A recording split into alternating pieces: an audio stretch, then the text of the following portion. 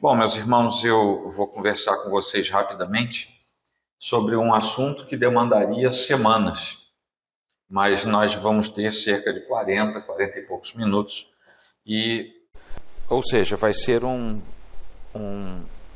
momento introdutório a esse assunto, panorâmico, e que vocês possam depois se aprofundar e ter outras oportunidades. Mas a gente vai falar sobre marxismo cultural. Já começo dizendo a vocês que marxismo cultural é algo que é questionado principalmente na academia, essa nomenclatura principalmente na academia, e no meio progressista em geral existe uma negação de que exista algo chamado marxismo cultural. Para fazer a prova dos 9, eu entrei no Gemini essa semana e perguntei uma série de coisas sobre marxismo cultural.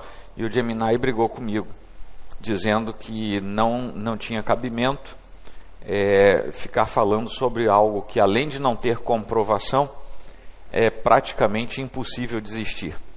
Aí eu dei uma bronca no Gemini, mandei ele parar de falar sobre algo que eu tinha certeza do que estava falando. Aí ele pediu desculpa. É uma conversa amigável. Mas isso é só para vocês verem. Então você entra no Gemini para fazer uma pesquisa sobre marxismo cultural, ele vai desencaminhar. Esse é o perfil desse mundo. Mas, meus irmãos, eu vou deixar aqui, eu não sei como é que vocês vão fazendo, eu não vou passar os slides, depois esse slide pode ficar aí para vocês, mas eu vou falando com base no meu texto e é possível que os slides vão passando. Eu não sei como é que o reverendo Alain combinou ali atrás. Mas, como é que nasce essa história toda? Tem um princípio de estudo acadêmico chamado estruturalismo. Quem trabalhou já com as disciplinas de sociologia,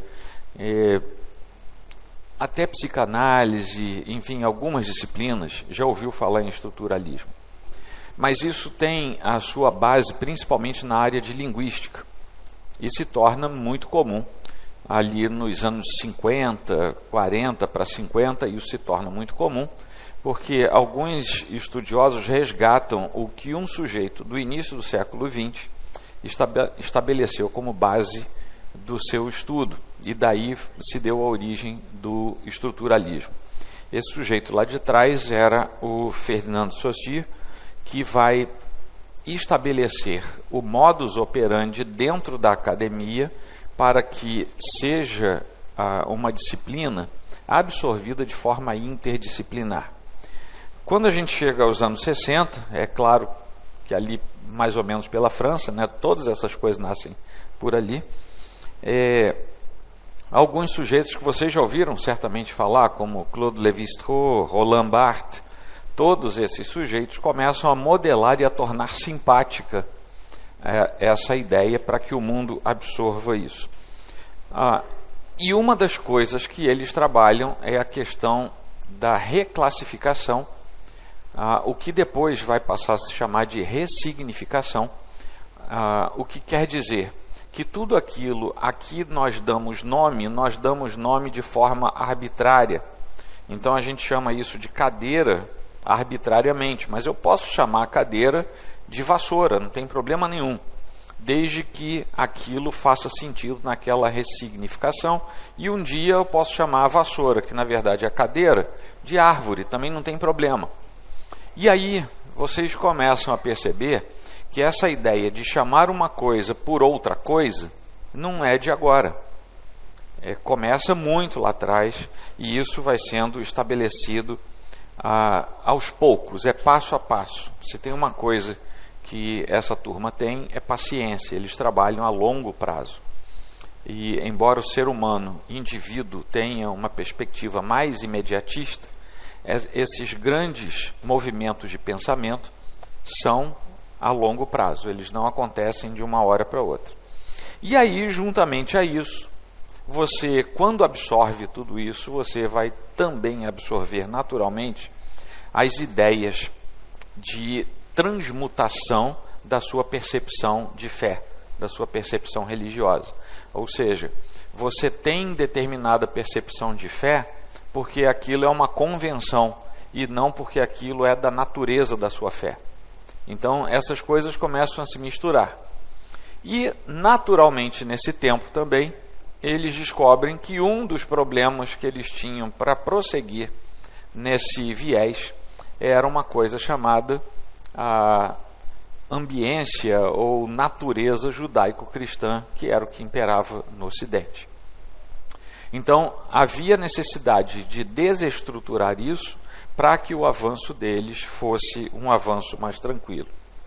Lá no século XIX, nós tivemos uma questão bastante séria que se colocou sobre o Ocidente, que foi um desmantelamento daquilo que o ser humano entendia na sua formação filosófica, religiosa, sociológica, tudo isso.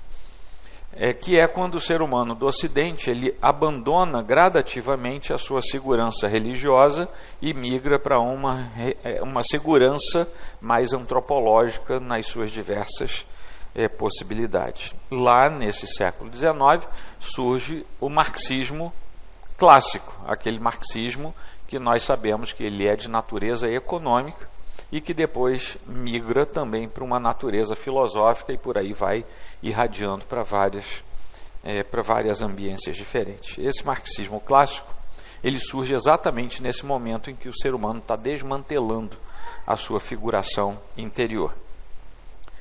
E o marxismo econômico, ele tem uma figura clara, que é dizer que a sociedade está dividida mediante opressão, e que para você terminar com essa opressão, você tem que fazer uma luta interna na sociedade, o que eles passam a chamar de luta de classe. Isso aí é o perfil deles.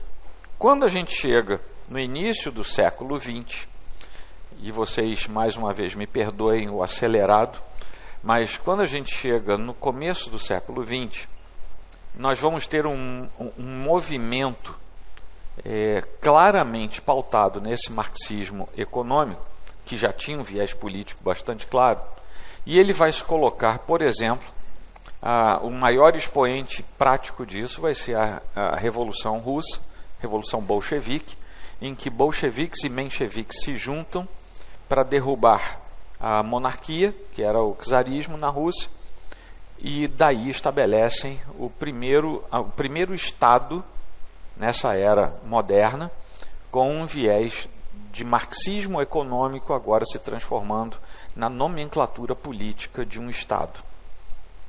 Beleza. O que eles precisavam fazer? Colocar em prática o que Marx e Engels tinham falado. Conseguiram?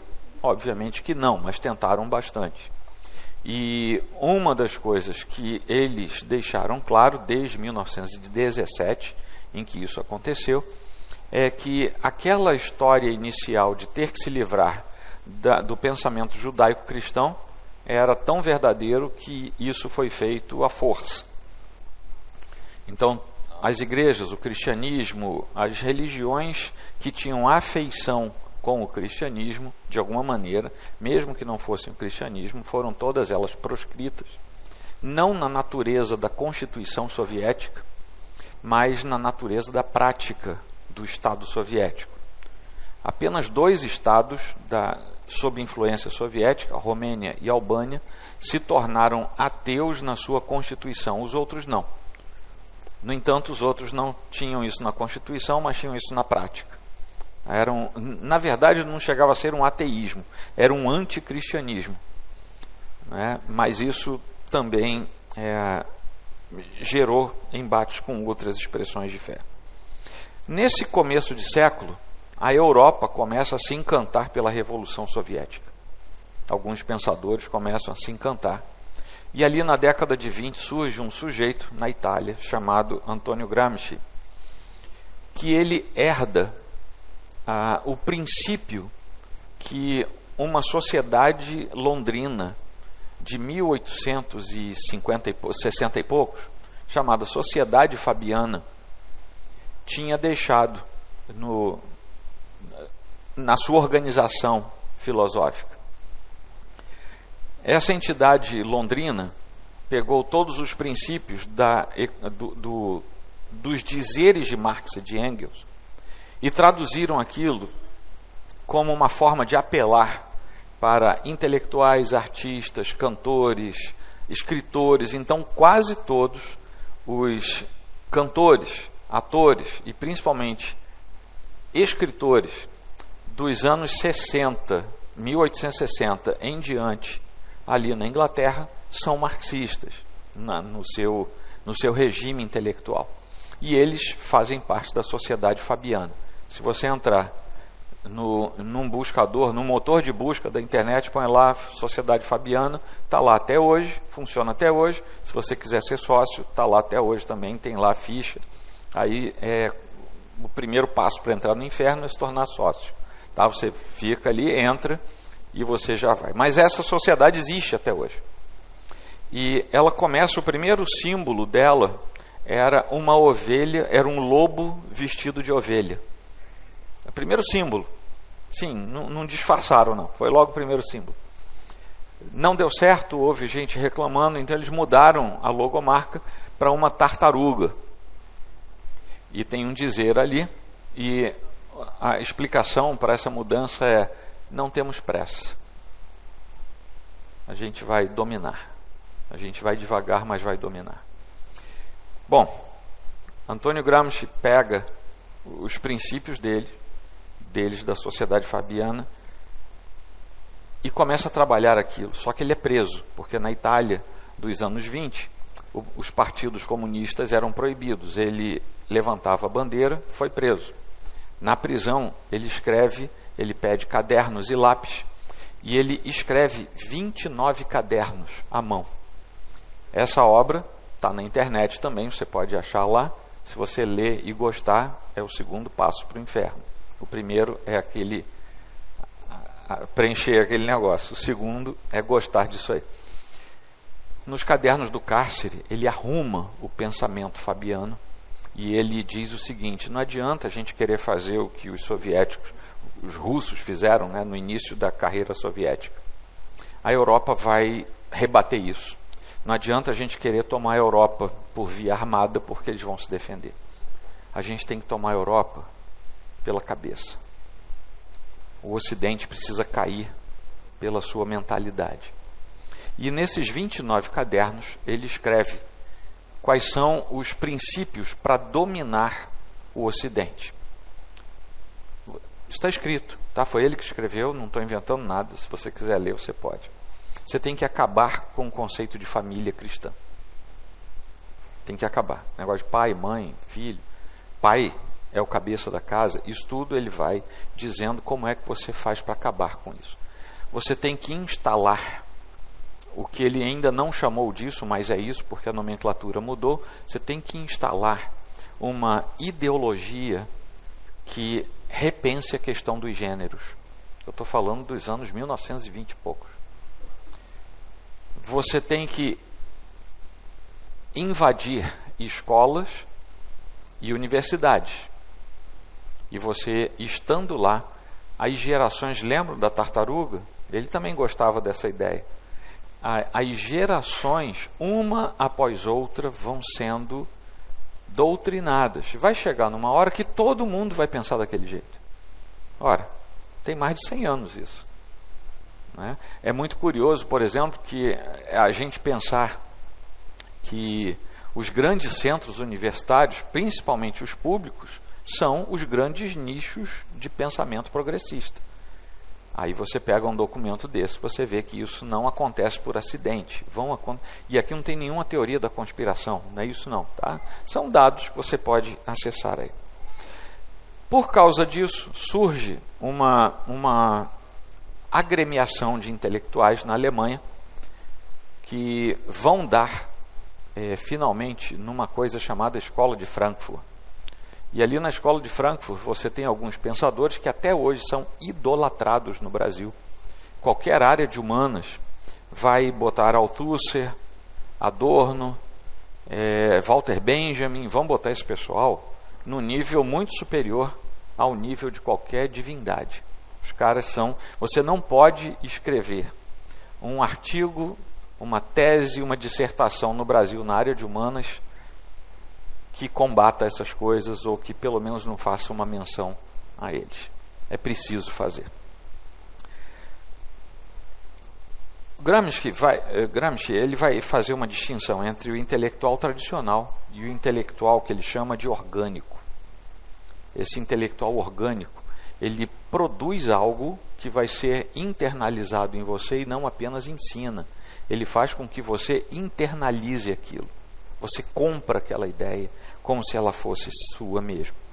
E aí surge uma ideia de progressão por causa daquela história que eu falei para vocês, da revisão das nomenclaturas. Juntando com tudo isso que eu falei para vocês, surge a ideia da progressão estratégica. Você precisa progredir com determinados elementos a fim de conseguir chegar naquilo que você quer. 3 coisas se estabelecem nessa ideia de progressão estratégica. Você tem que estabelecer o que é, e aí surge essa expressão, você tem que estabelecer o que é politicamente correto. Isso hoje é corrente, a gente fala isso, né? Seja de forma positiva ou irônica, a gente fala do politicamente correto. Isso começa lá atrás, essa expressão aparece lá. A segunda coisa que surge é o identitarismo. Você precisa ter um grupo ao qual você se identifique, a ele você se apegue de tal maneira que ele passe a ser a sua identidade. Normalmente, você precisa identificar grupos minoritários que têm um aspecto de vítima daquela sociedade e você, então, enaltece aquele grupo e você adere a ele. Você passa a viver em função dele. Esses grupos minoritários, eles precisam ganhar uma visibilidade diferenciada por parte do Estado, porque o Estado é quem passa a promover esse tipo de coisa. Isso está dentro do aspecto do marxismo cultural. Então, coisas que podem ser boas são absorvidas como coisas que, no fundo, não são trazidas por uma boa razão, por uma boa motivação, e permanecem depois de cumprir o seu papel. A gente tem várias coisas que acontecem hoje. Por exemplo, regime de cotas. Regime de cotas precisa corrigir um problema, mas não se estabelecer como um novo problema. Deu para entenderem? E o que acontece é que quando você estabelece, você configura uma nova posição, e isso nada mais é do que o princípio do identitarismo que é colocado, e ele, na verdade, é um leque muito aberto, só vai para vários lugares diferentes. E, para que tudo isso aconteça, é necessário que o terceiro elemento venha. Eu falei do politicamente correto, tem o identitarismo. O terceiro elemento é o que faculta tudo isso acontecer, que é a desconstrução de tudo aquilo que é conhecido. E aí nós chegamos nos anos 70, e nós temos 2 sujeitos que são as fontes disso e que também eu acho que são mais idolatrados no Brasil do que os outros que eu falei, que são Foucault e Derrida. Tá? Você pode ler esses sujeitos? Leia. Você pode ler até, uma carta que Satanás deixou para alguém, desde que você saiba o que você está fazendo e você consiga filtrar aquilo sob a ótica da sua fé cristã.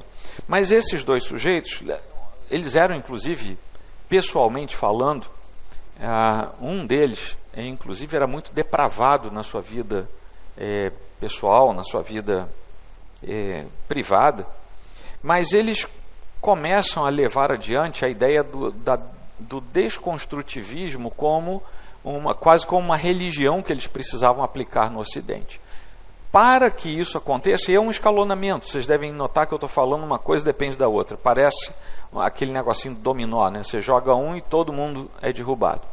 Para que isso aconteça, era necessário que algo que já vinha sendo falado desde os anos 50 fosse posto em prática absoluta, que é o relativismo das ideias. E esses 2 sujeitos são aqueles que alavancam algo que já existia. Eles não criam isso, mas eles dão uma roupagem acadêmica sensacional. Se você olhar apenas pelo aspecto acadêmico, você vai ver que eles foram pensadores brilhantes.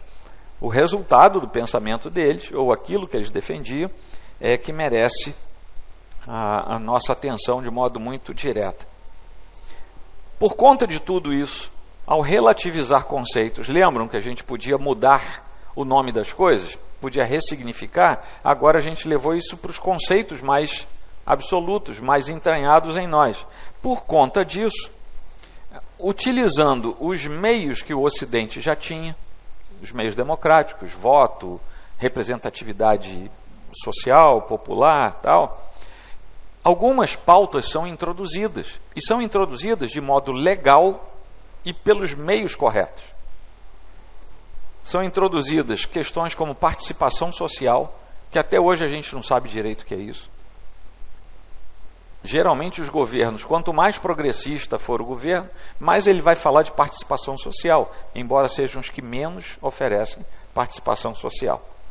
Você vai ter ascensão de minorias, isso se estabelece, conquista de direitos, e se você tenta corrigir alguma coisa, você se torna aquele que elimina a conquista de um direito, você se torna retrógrado. Então, algumas palavras começam a ser estabelecidas como pauta de defesa de algumas coisas. E aí surgem as trocas. Porque, por exemplo, quando Marx falava de ditadura do proletariado, agora você não fala mais ditadura do proletariado, porque ditadura é uma palavra feia. Você precisa chamar o outro de ditador. Você não pode dizer que você está... Agora é hegemonia do proletariado. Ficou bonito. É a mesma coisa, só que agora ficou bonitinho. Nós temos agora, então, um processo de hegemonização de uma categoria de normalização no processo da injustiça. E como é que isso funciona? Em decorrência de todos esses processos de alteração, começa a se tornar comum ver símbolos que eram naturalmente defendidos por elementos da própria razão histórica do Ocidente, sendo vilipendiados publicamente.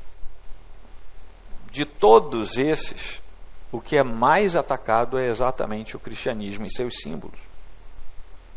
Os recursos estatais, os tribunais de justiça, as academias, universidades, a academia que eu digo nesse aspecto, as universidades, a classe artística, a intelectualidade, os pensadores, eles se unem em torno de uma só coisa. A gente precisa naturalizar que tudo isso que veio no bojo da história não presta. E como é que você faz isso? Tornando justo o que era injusto. Você pode mudar as palavras, não tem problema nenhum. Você pode mudar o significado das palavras, isso não tem problema.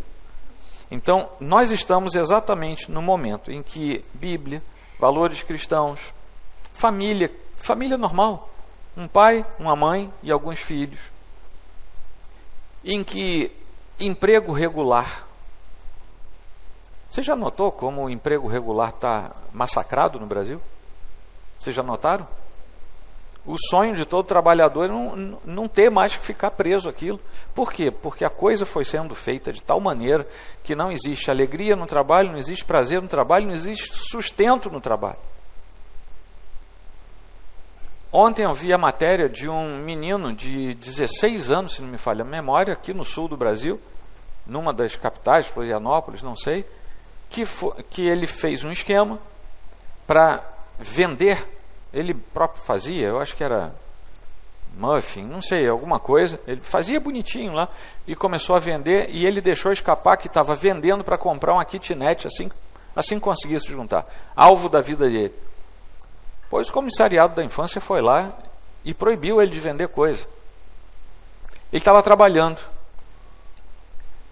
A estrutura do Estado diz, você não pode trabalhar para comprar nada. É melhor você ficar no sinal, rouba alguém que é melhor. Essa estrutura, ela não é casual. Isso vem acontecendo por conta desse modelo de pensamento progressista. Você não pode se sustentar, você não pode correr atrás, você não pode crescer, você precisa do sustento, da guarida, do guiar de um Estado que se coloca sobre você e diz quem você é, diz o que você é, diz o que você pode fazer, diz o que você não pode fazer, diz o que você pode ser ou não. E essa é a finalidade de tudo isso. O marxismo, e aí tanto faz ele ser econômico ou cultural, ele é anticristão, ele é ateu na sua base, ele é dialético na sua forma de exposição, ele é religioso, de uma religião contrária à nossa. Aí você pode perguntar assim, mas pastor, você acabou de falar que ele é ateu. É porque o ateísmo marxista é uma religião em que você tem um Deus, o Deus é o Estado, você tem os sacerdotes, que são os governos estabelecidos nos estados, você tem o fiel, que é o povo que vai atrás daquilo, você tem os símbolos religiosos, você tem os profetas do passado, você tem tudo. Aqueles 4 sujeitos que estavam ali no começo são profetas do passado, não é? Então você tem todo o arcabouço de um processo de religiosidade dentro do marxismo. Bom, quando a gente olha para tudo isso, a gente começa a entender em que momento a gente está, em que estado de coisas nós estamos. As coisas que nos cercam não são casuais. Elas, por mais de 100 anos, estão sendo estabelecidas, trabalhadas com paciência. Se a gente pergunta onde é que a nossa sociedade vai parar, nós temos 2 respostas: com ou sem a intervenção de Deus. Sem a intervenção de Deus, a gente vai afundar muito mais e rapidamente, porque o processo está muito avançado. Se Deus quiser intervir na nossa sociedade, existe esperança por mais algum tempo. Por que por mais algum tempo? Porque a nossa visão de escatom é uma visão de que ao final de tudo nós teremos problemas. A igreja vai passar por problemas. A história da igreja sempre defendeu um pós-tribulacionismo. A gente vai passar pela tribulação. Agora, sociedades podem melhorar ou piorar a depender de como Deus permite e intervém nelas. Qual é o nosso papel? O nosso papel é olhar para tudo isso e enxergar o mundo a partir das lentes corretas que Deus nos dá a enxergar. Nenhum de nós pode defender coisas que são abominação diante dos olhos de Deus. Algumas aplicações que nós podemos ter na nossa vida é fazer a defesa daquilo que Deus nos deu e que o mundo quer tirar de nós. Vamos agora tentar fazer uma viagem no tempo. A gente está 2000 anos lá atrás. Todo mundo aqui, inclusive os homens, estão vestidos, parece até um lençol enrolado na gente. Quando muitos têm uma sandália com tiras de couro, a gente está aqui, todo mundo reunido, aí entra alguém enviado pelo império, leva todo mundo junto. A gente é colocado numa masmorra, e daqui a alguns dias a gente vai ter que entrar numa arena e alguns animais vão destroçar a maioria de nós. Quando alguém sobrava vivo, moribundo, aparecia alguém lá para dar um golpe de misericórdia, mas só depois da plateia dizer que era para matar. Enquanto não fizesse assim, principalmente a autoridade pública que estivesse assistindo, deixa o sujeito sofrer, isso gera diversão. O mundo se diverte com o sofrimento. Não é de agora. Nós não fomos colocados no primeiro século para entrar nas arenas, mas Deus nos deixou 20 séculos depois, no 21º século. Nós estamos na nossa arena. O mundo quer tragar a gente. E é possível que a gente seja arrastado pelo mundo, assim como aqueles irmãos foram. Assim como muitos caíram, viu? Mas assim como muitos deles foram fiéis até a morte, o que o Senhor nos dá a fazer hoje é sermos fiéis até a morte.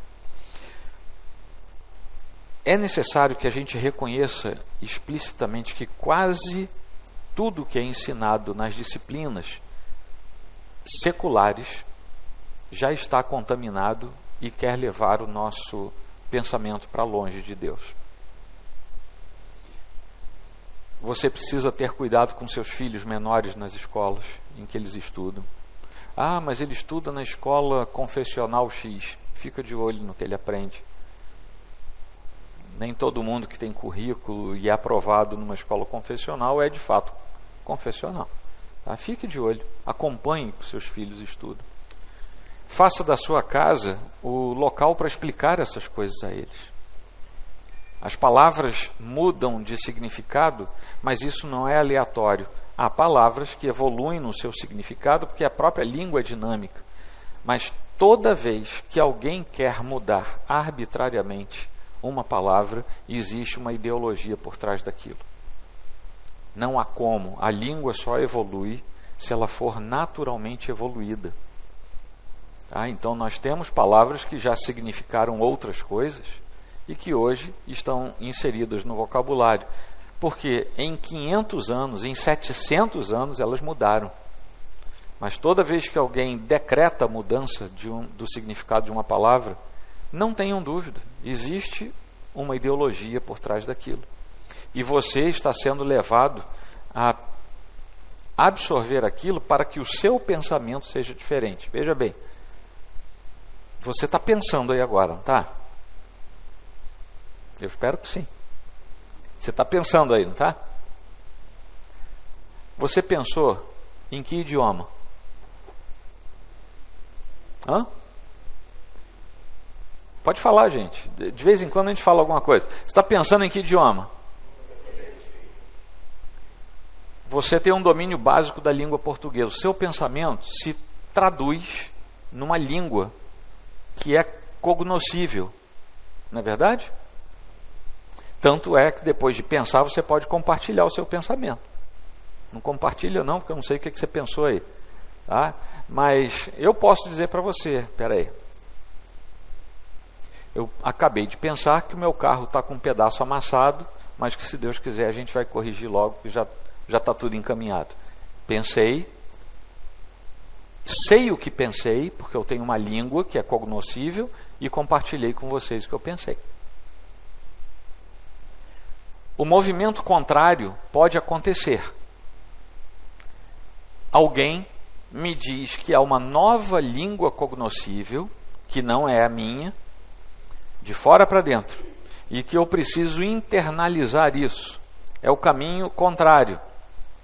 E de tanto esse caminho contrário acontecer, quando eu pensar, eu vou pensar em estruturas de pensamento que não eram as minhas. Deu para você entender? Uma coisa é eu pensar e projetar o pensamento. Isso, o veículo para isso é uma língua cognoscível.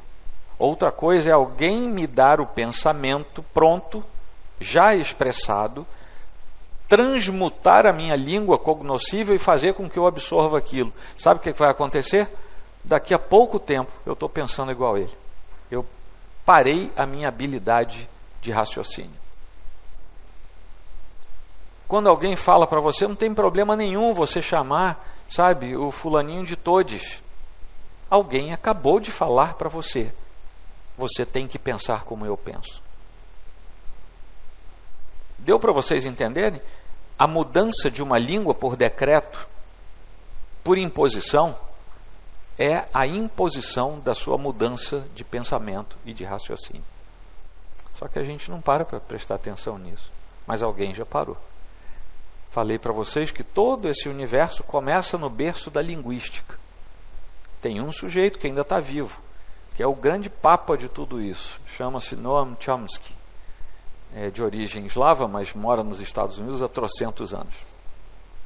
Ele é o grande expoente contemporâneo de tudo isso que eu estou falando para vocês. Mas uma coisa que tem que acontecer é que a gente tem que cuidar muito desse processo de linguagem. Aquele vocabulário de opressor, dominante, retrógrado, progressista, empoderamento,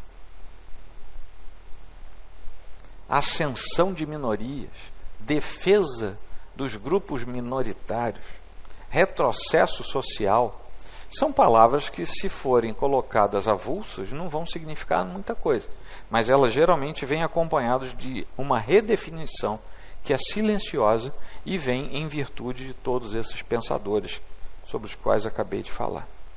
Minha sugestão: evitem esses termos, a menos que vocês saibam colocá-los de maneira adequada. Mas não os usem como são usados lá fora, porque senão a sua cabeça vai ficar maculada depois.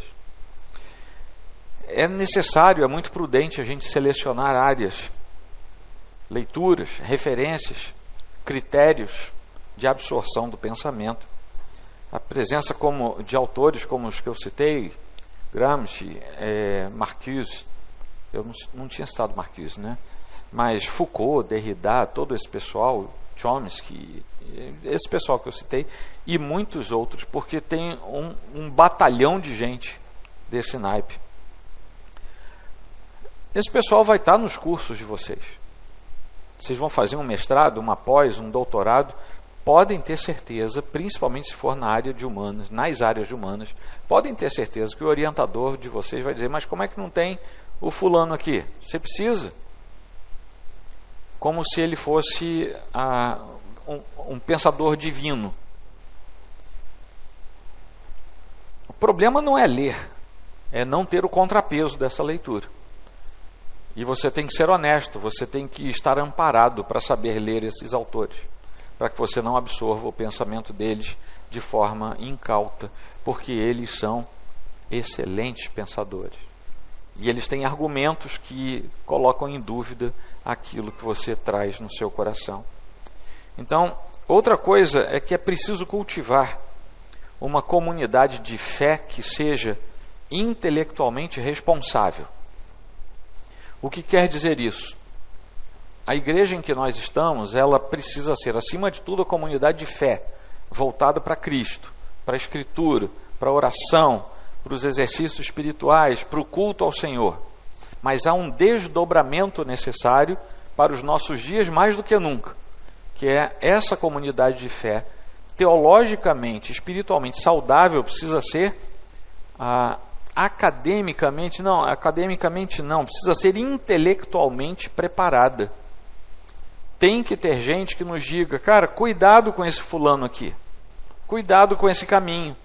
E para isso é necessário, principalmente os jovens que estão fazendo seus cursos, é necessário que eles tenham liberdade e que tenham também coragem de expor aquilo que está sendo dito a eles e aquilo que eles são muitas vezes orientados a escrever, a consultar, a pesquisar.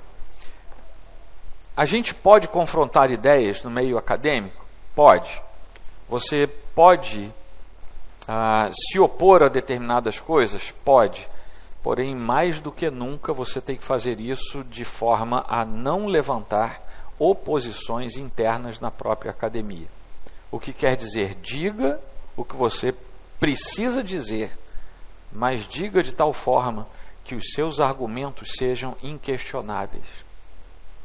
Tá bom? E com isso, se você tiver um amparo acadêmico, de orientação, de banca, que seja academicamente honesto, você vai conseguir fazer o seu trabalho. E consegue. Tá? Também é preciso que a gente cuide da nossa relação com o Estado. O que isso quer dizer? O nosso Estado, e eu vou falar isso sem problema nenhum, nosso Estado está todo maculado por essas questões do marxismo.